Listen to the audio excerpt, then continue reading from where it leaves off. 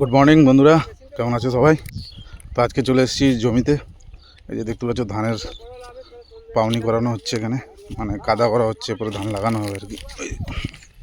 তো যাই হোক, একটা ছোটো জায়গায় একটু পালং শাক একটু বাঁধাকপি লাগানো হয়েছিল। তো ওই জমিটায় যাচ্ছি, একটু পালং শাক একটু মূলো তুলবো, দেখি কেমন হয়েছে। অনেকদিন আগে লাগানো হয়েছিল, একটু লাগিয়েছিলাম সবাই মিলে আমরা। এই যে চলে এসেছি জমিটায়, ছোট্ট করে বাঁধাকপিগুলো হচ্ছে এখনও। ওই যে ফুলকপিটা দেখতে পাচ্ছি, এই যে পালং শাক, এখানে এটা শীষ হয়ে গেছে পালংটা, এটা শীষ পালং হয়ে গেছে। তাই একটু পালং শাক আর মুড়োটা কত বড় হচ্ছে সেটা দেখি। পালং শাক একটু তুলে নিচ্ছি। তো পালং শাকের পাতাগুলো একটু আসলে একটু এখন তো গরম পড়ে যাচ্ছে, তার জন্য যাই হোক তুলে নিচ্ছি, খেয়ে নিতে হবে তুলে।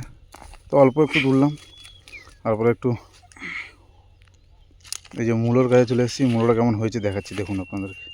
মূলোটা মোটামুটি ভালোই হয়েছে, লাল মূলো, ঠিক আছে। এই যে এক গাদা হয়েছে, তাই দু চারটে মূলো তুলে নিলাম, বেশ কিছু। তো যাই হোক, এই দেখো মূলোর সাইজটা দেখো কত সুন্দর হয়েছে। পালং টালং তোলা হয়ে গেল। তো যাই হোক, ভালো থাকুন, সুস্থ থাকুন, দেখা হচ্ছে নেক্সট ব্লগে। টাটা।